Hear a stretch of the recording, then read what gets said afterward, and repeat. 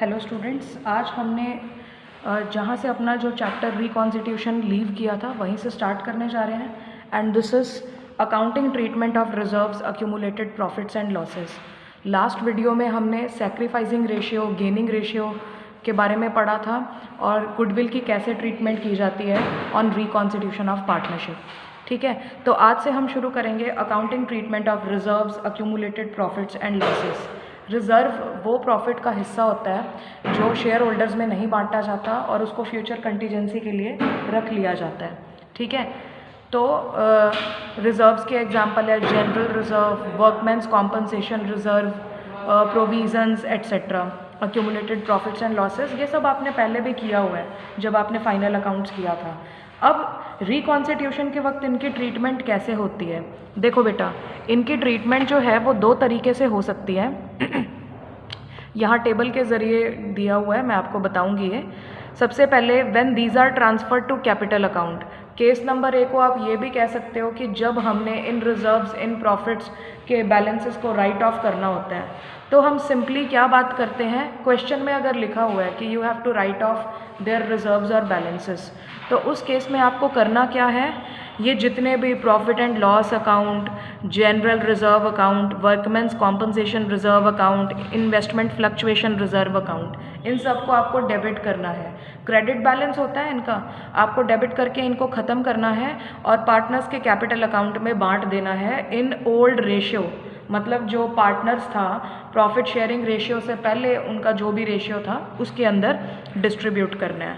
ठीक है, अगर मान लो कोई अक्यूमुलेटेड लॉसेस भी है तो उनके लिए भी सेम जर्नल एंट्री, आपके बस पार्टनर्स के कैपिटल अकाउंट डेबिट हो जाएंगे और जितना भी लॉस लूज है वो क्रेडिट हो जाएगा और ये ओल्ड रेशियो में ही होगी डिस्ट्रीब्यूशन की एंट्री। ठीक है जी, इस तरीके से आपको ये एंट्री करनी है। ये तो केस ए था। अब केस बी क्या है, मैं आपको दोबारा से शो कर रही हूँ डायग्राम को।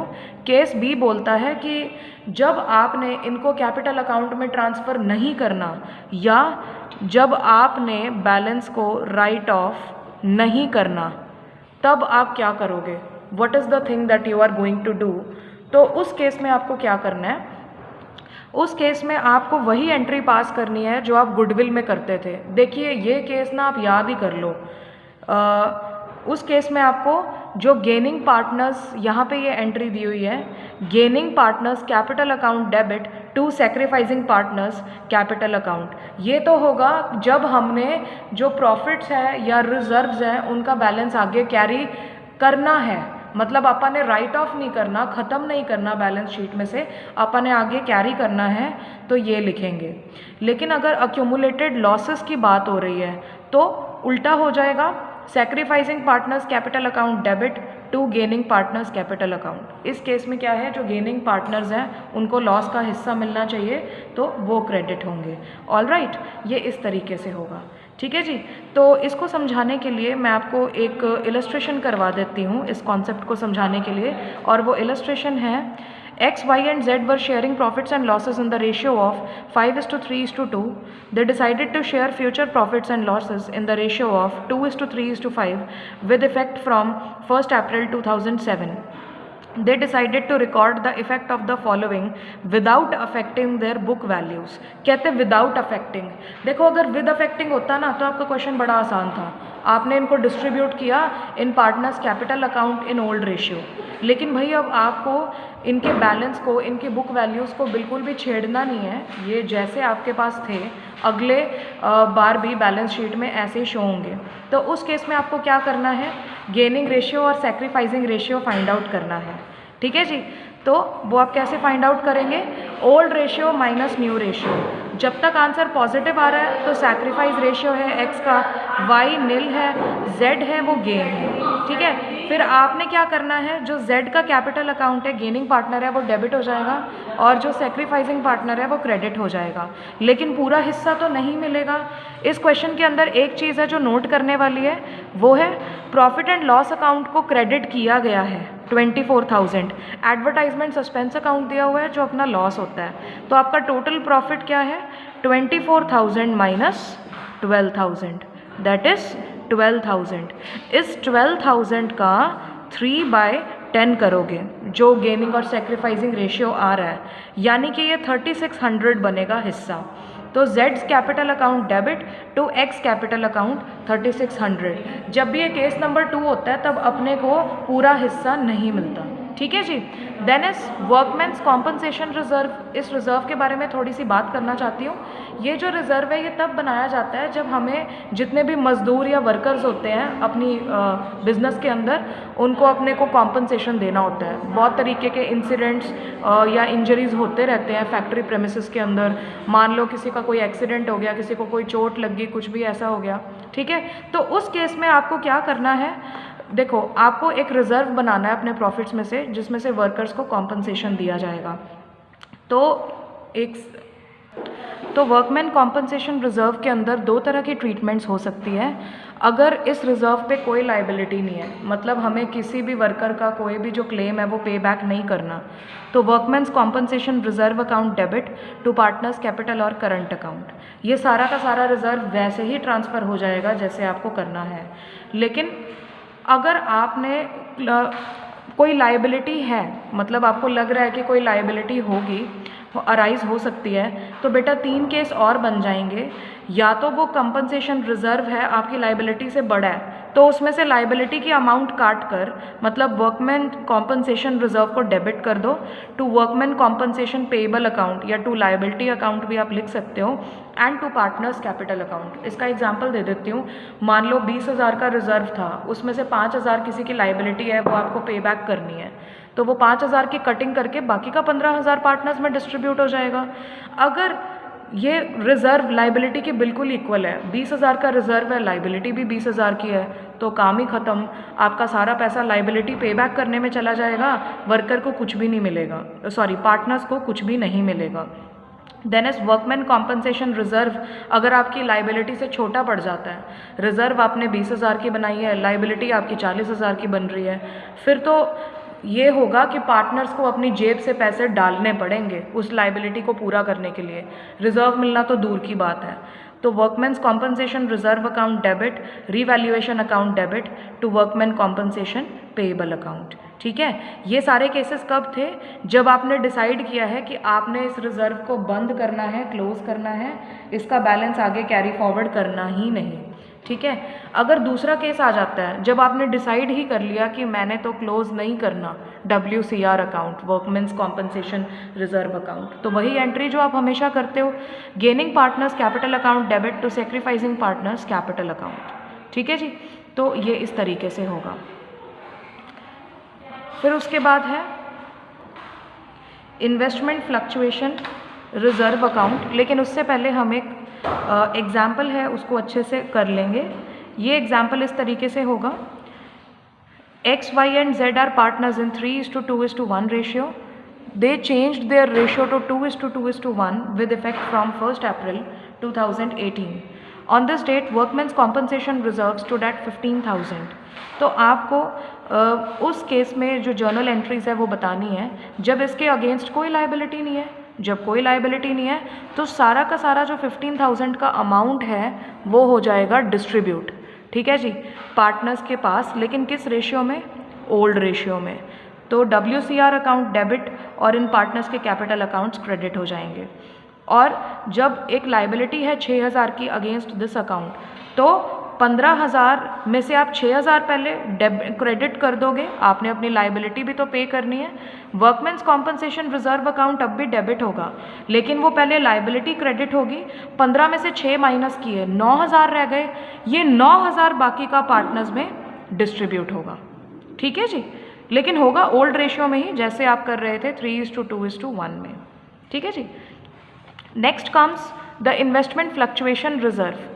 देखो, इन्वेस्टमेंट फ्लक्चुएशन रिजर्व के साथ भी वही ट्रीटमेंट है, बस ये लोग जो आपकी क्या कहते हैं रिजर्व का नाम है वो चेंज कर देते हैं, अदरवाइज ट्रीटमेंट वही सेम है जो पहले चल रही थी। ठीक है, जैसे इन्वेस्टमेंट फ्लक्चुएशन रिजर्व बेटा सबसे पहले क्यों बनाया जाता है, अगर कोई किसी भी प्रकार की इन्वेस्टमेंट है, उसकी मार्केट वैल्यू में फ़र्क पड़ता है या उसके मार्केट वैल्यू में चेंजेस आते हैं, तो इस मार्केट वैल्यू को स्टेबलाइज करने के लिए, बुक वैल्यू के इक्वल लाने के लिए हम ये रिजर्व बनाते हैं। जैसे आईएफआर की ट्रीटमेंट 3 तरीके से हो सकती है। बुक वैल्यू होता है मतलब जितने की इन्वेस्टमेंट आपकी बुक्स यानी कि आपकी बैलेंस शीट के अंदर रिकॉर्डेड है, और मार्केट वैल्यू जिस हिसाब से उसकी मार्केट में वैल्यू हो चुकी है। जैसे आपने शेयर्स सुना होगा, शेयर्स की वैल्यू कई बार तो बहुत ज़्यादा बढ़ जाती है। आपने खरीदे 2000 के थे, आज की डेट में वो 20,000 के बोल रहे हैं। फ़ायदे का तो चलो कुछ नहीं होता, लेकिन कई बार ये है कि आपने 2000 के शेयर खरीदे थे, अब वो सिर्फ 500 रुपये के रह गए, उस कंपनी को लॉस होना शुरू हो गया, मार्केट में उसकी रेपो डाउन हो रही है, तो उसके शेयर्स भी हैं, उनकी जो वैल्यू है वो कम हो गई है। तो अगर कई बार क्या होता है, इस चीज़ को अवॉइड करने के लिए हम इन्वेस्टमेंट फ्लक्चुएशन रिजर्व बनाते हैं। फर्स्ट केस है, अगर बुक वैल्यू मार्केट वैल्यू के इक्वल हो जाए, तो जब बुक वैल्यू और मार्केट वैल्यू ऑलरेडी इक्वल है तो आपको इन्वेस्टमेंट फ्लक्चुएशन रिजर्व की ज़रूरत ही नहीं है। तो IFR account debit to partners capital account, ठीक है। अगर मार्केट वैल्यू बुक वैल्यू से कम है, ठीक है, तो वहाँ पे आपको इन्वेस्टमेंट फ्लक्चुएशन रिजर्व अकाउंट की ज़रूरत है, क्योंकि आपको उतनी अमाउंट बैलेंस करनी पड़ेगी। तो उसके 3 केस बन जाते हैं। अगर ये टोटल जो वैल्यू फॉल हुई है ये आपके इन्वेस्टमेंट फ्लक्चुएशन रिजर्व से कम है, ठीक है, आपके इन्वेस्टमेंट में 20,000 की कमी आई है, आपने रिजर्व बनाया हुआ है 30,000 का, तो आपको इस 30,000 को तो पूरा का पूरा डेबिट करना है। इन्वेस्टमेंट अकाउंट में आप इसमें से लेकर 20,000 देखो 20,000 रुपये डाल दोगे, क्योंकि आपकी टोटल इन्वेस्टमेंट में 20,000 रुपये की कमी आ रही है मार्केट वैल्यू चेंज करने से। जो बाकी का 10,000 है वो पार्टनर्स के कैपिटल अकाउंट में ओल्ड रेशियो के अंदर ही डिस्ट्रीब्यूट हो जाएगा। अगर जो फॉल है वो इन्वेस्टमेंट फ्लक्चुएशन रिजर्व के जमा इक्वल है, जैसे अगर आपने 20,000 का रिजर्व बनाया था और आपकी एसेट में फॉल भी 20,000 की आई है, तो आप वो पूरा का पूरा 20,000 का रिजर्व आप जिस काम के लिए बनाए हो वो रिजर्व उधर ही यूटिलाइज कर लोगे, ठीक है। ऑब्वियसली आप उस रिजर्व का आप कुछ कर नहीं सकते, ये सब चीज़ें पार्टनर्स में तब डिस्ट्रीब्यूट होती हैं जब ये खाली पड़ी हों, लेकिन अगर इसको यूटिलाइज करने का मौका मिल रहा है बिजनेस को, तो वो पहले जिस काम के लिए बना है उसको ही यूटिलाइज करेंगे। अगर ये जो फॉल है इन्वेस्टमेंट के अंदर वो आईएफआर से ही बड़ी हो जाती है, देखो फिर रिजर्व में से तो आपको वैसे भी कुछ नहीं मिलना और अपनी जेब में से यानी कि रीवैल्यूएशन अकाउंट में से डालना पड़ेगा। मान लो आपका जो इन्वेस्टमेंट के अंदर डिक्रीज आया है वो 30,000 का है, आपका रिजर्व खाली 20,000 का था, तो अब देखो बेटा इन्वेस्टमेंट अकाउंट के अंदर तो 30,000 आपको अपनी तरफ से डालने ही पड़ेंगे बुक वैल्यू और मार्केट वैल्यू को बराबर करने के लिए। तो बीच का जो 10,000 है जो कमी आ रही है वो कहाँ से आएगा? रीवैल्यूएशन अकाउंट से, ठीक है जी। देन कम्स एन एग्जाम्पल जिसमें हम सारे केसेस को कवर कर लेंगे। It is illustration number 14, treatment of investment fluctuation reserve, ठीक है। A B and C are partners in 2:3:2 ratio, they decided to share profits in 3:2:1 ratio. तो यानी कि ये वाला जो है ये ओल्ड रेशियो है and this is new ratio with effect from next year. The following balances appeared on this date. आपकी इन्वेस्टमेंट पड़ी है 4 लाख की, रिजर्व पड़ा है 50,000 का, इन्वेस्टमेंट फ्लक्चुएशन रिजर्व। आपको ये 4 कंडीशंस दी हुई है और इनमें आपको जर्नल एंट्री पास करनी है। Pass journal entries when if there is no other information. अगर इसके अलावा कुछ नहीं बताया हुआ कि भाई मार्केट वैल्यू कितनी है, कितना फ्लक्चुएशन आया है, तो आप एक सिंपल बात करेंगे, जो आपका 50,000 का रिजर्व था उसको आराम से पार्टनर्स के अंदर डिस्ट्रीब्यूट कर देंगे। तो जो आपने केस ए की एंट्री देखी है वो बिल्कुल यही है, investment fluctuation reserve account debit to partners capital account. They have distributed in 2:3:2 जो ओल्ड रेशियो है उसके अंदर डिस्ट्रीब्यूट कर दिया है। Then number 2 is investment market price is 4 lakh. देखो आपकी इन्वेस्टमेंट भी 4 लाख की है बुक वैल्यू और मार्केट वैल्यू भी 4 लाख की है, तो आपको इस रिजर्व की तब ज़रूरत पड़ती है जब इन्वेस्टमेंट की वैल्यू में फ्लक्चुएशन आता है, लेकिन यहाँ तो कोई फ्लक्चुएशन नहीं है, मतलब रिजर्व यूजलेस है, तो उसको आप पार्टनर्स में बांट सकते हो। तो पार्टनर्स में बांटने के लिए सेम वही एंट्री जो आप पहले केस में करके आए थे यहाँ पर आप कर दोगे, ठीक है। तो मैं आपको बता रही हूँ रिजर्व जो है वो डेबिट हो जाएगा और पार्टनर्स के कैपिटल अकाउंट से क्रेडिट हो जाएंगे। Then is investment market price is 3,90,000। देखो बेटा, बुक वैल्यू है 4 लाख और मार्केट वैल्यू 3,90,000 बोल रही है, यानी कि 10,000 से कम हो गई है। अब देखो ये चीज़ तो गलत है ना, तो इस चीज़ को सही करने के लिए आपको जिस काम के लिए आपने रिजर्व बनाया है उसमें से 10,000 रुपये इन्वेस्टमेंट के अंदर ट्रांसफ़र करना होगा और बाकी जो पैसा बचेगा उसको पार्टनर्स बांट सकते हैं। जैसे कि इन्वेस्टमेंट फ्लक्चुएशन रिजर्व 50,000 का है तो वो आप डेबिट करेंगे ही करेंगे, लेकिन जो 10,000 है, आपको कैसे पता चला कि 10,000 रुपीज़ ही ट्रांसफ़र करने हैं? क्योंकि देखो इन्वेस्टमेंट 3,90,000 की रह गई, यानी कि 10,000 रुपये की ही कमी आई है, तो आप 10,000 से क्रेडिट कर दोगे और बाकी के जो पार्टनर्स के कैपिटल अकाउंट में बट जाएगा अमाउंट, जो 40,000 रुपया रह गया था वो 2:3:2 में बट जाएगा। ठीक है जी। Then next case is this is our last case, investment market price is 4,60,000। अब देखो बेटा, ज़्यादा हो जाए कोई दिक्कत नहीं है, इक्वल हो जाए कोई दिक्कत नहीं है, कम हो जाए तो दिक्कत है। हमारी खुद की इन्वेस्टमेंट 4 लाख की है, मार्केट में उसकी वैल्यू आज की डेट में 4,60,000 है, हमारे लिए तो बेनिफिट की बात है। तो देखो रिज़र्व तो अभी भी यहाँ काम नहीं आ रहा, रिज़र्व तो तब काम आता है ना जब वैल्यू कम होती। तो फिर आप उस रिज़र्व को जैसे हमेशा बांटते आए हो, पार्टनर्स के अंदर बांट देंगे इन ओल्ड रेशियो। ठीक है, फिर आप क्या करने वाले हो, जो आपकी इन्वेस्टमेंट इंक्रीज़ हुई है, 60,000 का प्रॉफिट हो रहा है आपको, तो वो प्रॉफिट आप रीवैल्यूएशन अकाउंट के अंदर डाल देंगे। ये इसके पीछे क्या मोटिव है ये मैं आपको नेक्स्ट टॉपिक के अंदर समझा दूंगी, डोंट वरी। और फिर जो रीवैल्यूएशन अकाउंट के अंदर प्रॉफिट आया है वो सभी पार्टनर्स के अंदर ओल्ड प्रॉफिट रेशियो में बट जाएगा। ठीक है जी।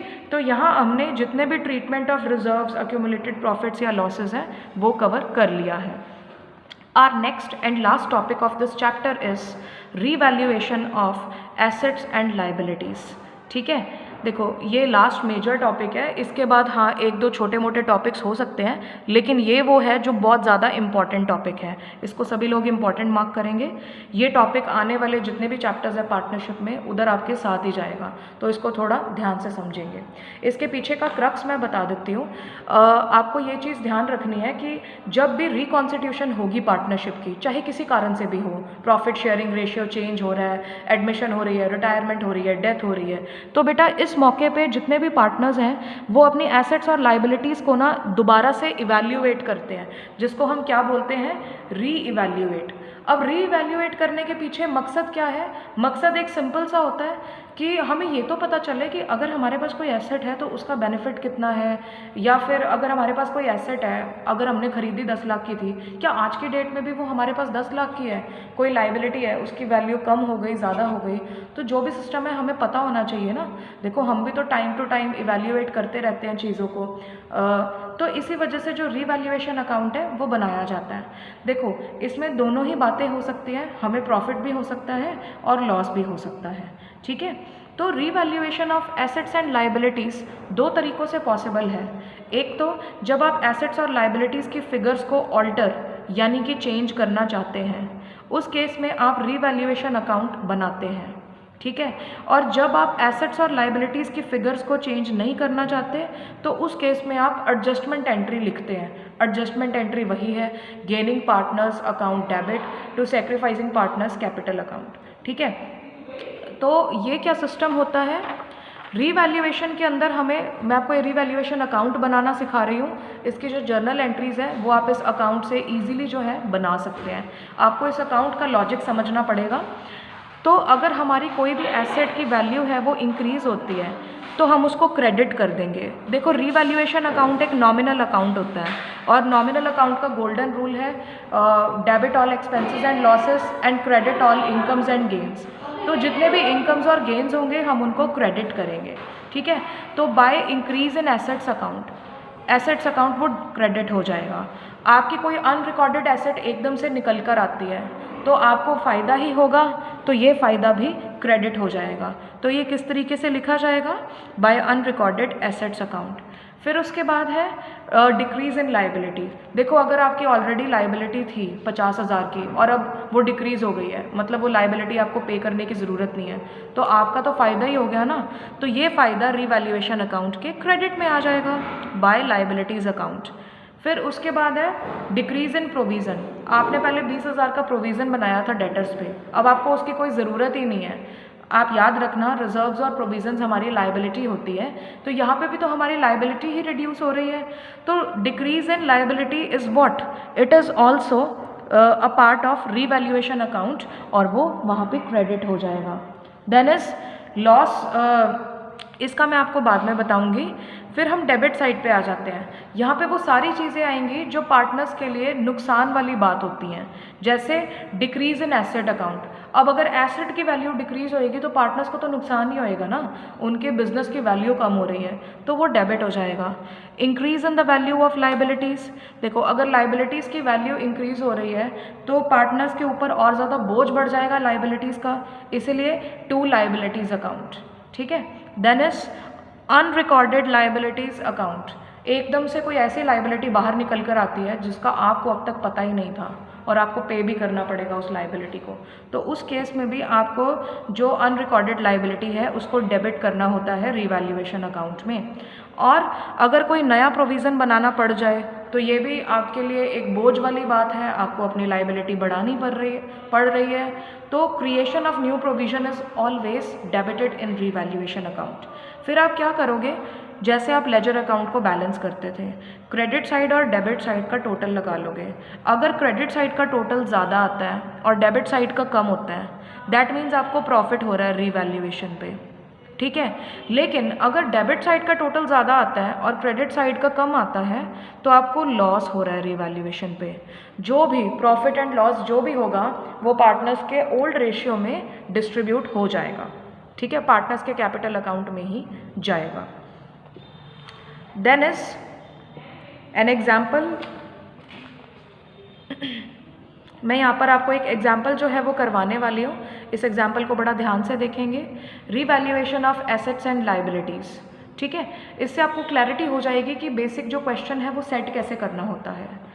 तो L, M and N are partners sharing profits and losses in the ratio of 5:3:2.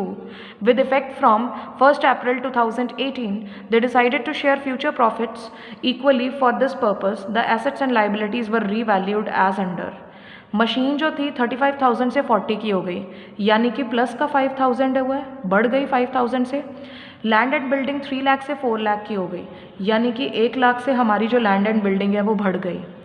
Sundry debtors है वो 55 से खाली 45 रह गए। देखो हमारी एसेट होती है, तो हमारी जो एसेट है वो 10,000 से कम हो गई, 10,000 से कम हो गई, तो हम यहाँ नोट कर लेंगे। हमारी जो लाइबिलिटी है यानी कि सन्ड्री क्रेडिटर्स वो 40 से 30 हो गए, हाँ, तो हमारी जो लाइबिलिटी है वो 10,000 से कम हो गई। तो अब रीवैल्यूएशन अकाउंट में मैंने आपको जैसे जैसे समझाया था आप उसको वैसे वैसे ही लिखेंगे। देखिए बेटा इस तरीके से, देखो मशीनरी की वैल्यू 5,000 से इंक्रीज हुई थी तो बाय मशीनरी अकाउंट आ गया 5,000। लैंड एंड बिल्डिंग की वैल्यू 1 लाख से इंक्रीज हुई थी तो by land and building 1 lakh. Sundry creditors की वैल्यू डिक्रीज हुई थी, लाइबिलिटी डिक्रीज होना तो अपने लिए फ़ायदे की बात है, तो bye sundry creditors account 10,000, liabilities हैं वो डिक्रीज हो गई, ठीक है। तो ये क्रेडिट साइड में आना था। डेबिट साइड में क्या आना था, अपनी एक एसेट थी सन्ड्री डेटर्स, वो 10,000 से कम हो गई थी, तो इसलिए आपको जो 10,000 से डेबिट करना पड़ेगा सन्ड्री डेटर्स को। आप देख रहे हैं जो क्रेडिट साइड का टोटल है वो 1,15,000 बन रहा है, डेबिट साइड में खाली 10,000 आ रहा है, तो 1,05,000 बच जाएगा इसको माइनस करके।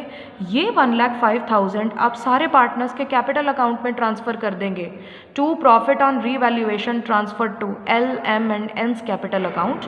बट कौन से रेशियो में, ओल्ड रेशियो के अंदर। देखो क्वेश्चन के अंदर वैसे भी आपको नया नहीं दिया हुआ रेशियो, लेकिन अगर कई बार दिया भी जाए तो कंफ्यूज नहीं होना, हमें इसको ओल्ड रेशियो में ही ट्रांसफ़र करना होता है। Then comes our next topic, when partners decide not to alter the figure of assets and liabilities.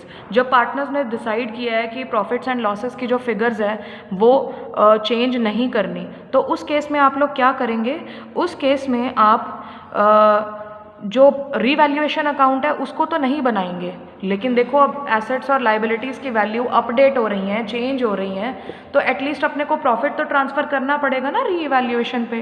तो आप उसके लिए एक परफॉर्मा बनाएंगे जिसका फॉर्मेट इस तरीके से होता है। देखो, increase in the value of asset डाल दिया, ठीक है। उसमें प्लस करना है आपको decrease in the amount of liabilities, unrecorded assets, ठीक है। ये वही आइटम्स है बेटा जो रीवैल्यूएशन एसेट अकाउंट की क्रेडिट साइड पे आता है। देखो बात वही है, बस इन्होंने फॉर्मेट चेंज कर दिया, क्योंकि बेटा अकाउंट बनाना ना बनाना लॉ के अंडर आता है, इसीलिए ठीक है बात वही है, बात में कोई चेंज नहीं आई है, लेकिन हाँ किसी चीज़ का फॉर्मेट ज़रूर बदल जाता है। Increase in liabilities, decrease in assets और अनरिकॉर्डेड लाइबिलिटीज़ है, इनको आप लेस यानी कि माइनस कर देंगे, और जो नेट इफेक्ट आएगा वो आपका रीवैल्यूएशन प्रॉफिट होगा, ठीक है। या तो वो रीवैल्यूएशन प्रॉफिट हो सकता है या रीवैल्यूएशन लॉस हो सकता है। तो जब आप एसेट्स एंड लाइबिलिटीज़ की वैल्यू अपनी अगली बैलेंस शीट में चेंज नहीं करना चाहते तो एडजस्टमेंट एंट्री पास होएगी, gaining partners capital account debit to sacrificing partners capital account, ठीक है। अब एक बात का अब थोड़ा सा ध्यान रखना, अगर लॉस होता है तो ये एंट्री रिवर्स हो जाएगी, लेकिन अगेन मैं आपको बता देती हूँ जो इनका गेनिंग रेशियो है और सेक्रीफाइसिंग रेशियो है उसी हिस्से के बराबर अमाउंट आएगी, मतलब आपको वो टोटल जो प्रॉफिट निकला है वो नहीं मिलेगा, उसका एक छोटा सा हिस्सा ही मिलेगा, ठीक है जी। तो यहाँ पर एक एग्जाम्पल है जो हम देख लेते हैं, वो एग्जाम्पल कुछ इस तरीके से है। The following is the balance sheet of X, Y and Z as at 31 March 2017. They have been sharing profits in 4:3:3 ratio, which has been changed to 2:2:1 ratio. तो ये बेटा उनकी बैलेंस शीट दी हुई है पुरानी वाली। कहते हैं इसके अंदर कुछ रीवैल्यूएशंस की गई हैं, जैसे कि stock is increased by 12,000, stock 12,000 से इंक्रीज़ कर दिया। Provision for doubtful debts is required 2,000, पहले देखिए नहीं था, डेटर्स के नीचे आपको कुछ भी नहीं दिखाई दे रहा, अब इन्होंने नया प्रोविज़न बनाने की सोची है 2,000। Machinery is decreased bye 12,000, creditors have been reduced by 32,000. The partners do not want to alter the figures of assets and liabilities. Pass journal entries. बेटा ये एक कैच था क्वेश्चन के अंदर, ये चीज़ होती है जो आपको नोट करनी होती है। तो आपने ये चीज़ देख ली कि भाई इन्होंने तो एसेट्स एंड लाइबिलिटीज़ की वैल्यू ऑल्टर ही नहीं करनी, तो फिर आपको इस तरीके से इस क्वेश्चन को करना है। अब आपको एक परफॉर्मा बनाना पड़ेगा जिसमें इंक्रीज़ इन एसेट और डिक्रीज़ इन लाइबिलिटी, यानी कि स्टॉक इंक्रीज़ हो रहा था और क्रेडिटर्स डिक्रीज़ हो रहे थे, वो चीज़ तो होएगा प्लस 12,000 और 8,000 20,000। इसमें से आपको जो मशीनरी के अंदर डिक्रीज़ आएगा उसको माइनस करना है, आपका नुकसान हो रहा है, एसेट डिक्रीज़ हो रही है, और प्रोविज़न बढ़ रही है तो भी आपका नुकसान हो रहा है, उसको भी माइनस कर दोगे, तो आपका एग्जैक्ट प्रॉफिट आ रहा है 6,000। अब वो एडजस्टमेंट एंट्री पास करने के लिए आपको गेनिंग रेशियो और सेक्रीफाइसिंग रेशियो पता होनी चाहिए। तो यहाँ पर हम क्या देखेंगे, देखिए बेटा वही सेम चीज़ है, सेक्रीफाइसिंग रेशियो और जो गेनिंग रेशियो है आपको कैलकुलेट करना है। आप देख रहे हैं एक्स के पुराने और नए रेशियो में कोई चेंज नहीं है, वाई में गेन है, जेड में सेक्रीफाइस है। तो जो जेड है वो सेक्रीफाइसिंग पार्टनर है, वाई है गेनिंग पार्टनर, इनका हिस्सा 1/10 1/10 है। तो बेटा रीवैल्यूएशन का पूरा प्रॉफिट तो मिल नहीं जाएगा, 6,000 इंटू 1/10 यानी कि 600 रुपीज़ ही है जिनका ट्रांजैक्शन होगा। तो Y's capital account debit to X capital account, ये 600 रुपीज़ का ट्रांजैक्शन हो जाएगा, ठीक है जी। बाकी सभी एग्जाम्पल्स हमारी चैप्टर के अंदर बिल्कुल सिमिलर है, लेकिन आपको बस एक टॉपिक के बारे में थोड़ा सा बता देती हूँ, वो है preparation of balance sheet of reconstituted firm. देखो बेटा जो रिकॉन्स्टिट्यूटेड यानी ऐसी फर्म जिसकी प्रॉफिट एंड लॉस रेशियो के अंदर चेंजेस आते हैं, उसकी बैलेंस शीट है वो अब नई तो बनेगी ही, बनानी पड़ेगी आपको। तो वो न्यू बैलेंस शीट किस तरीके से कंस्ट्रक्ट होगी, ये चीज़ आपके रीवैल्यूएशन अकाउंट वाले जो मेथड से है उससे रिलेटेड है, जो अब तक आपने अपने चैप्टर में किया है। देखिए बेटा, अगर आप एसेट्स एंड लाइबिलिटीज़ की वैल्यू को ऑल्टर करना चाहते हैं फिर तो नई बैलेंस शीट में वो चेंज्ड वैल्यूज़ आएंगी ही आएंगी, लेकिन अगर आप उनको ऑल्टर नहीं करना चाहते हैं तो फिर आप पुरानी पे ही कंटिन्यू करेंगे। इसके लिए जो आपके फर्दर एग्जाम्पल्स है बुक के वो आप रेफ़र कर सकते हैं and you can ask your necessary doubts. Thank you class. And one more thing, यहीं से मैं आपको बताना चाहूँगी कि जो आपका चैप्टर है वो ख़त्म हो जाता है। लास्ट में आपको एक एडजस्टमेंट ऑफ कैपिटल टॉपिक दिया हुआ है, वहाँ पे ये बात साफ साफ लिखी गई है कि ये सिलेबस में नहीं है, तो आपको ये टॉपिक करने की ज़रूरत नहीं है। और इससे रिलेटेड एक्सरसाइज क्वेश्चन 26 भी है पीछे बैक एक्सरसाइजेज में, उसको करने की भी ज़रूरत नहीं है। बाकी 1 से लेकर 25 क्वेश्चंस आपने करने हैं। Your doubts are most welcome.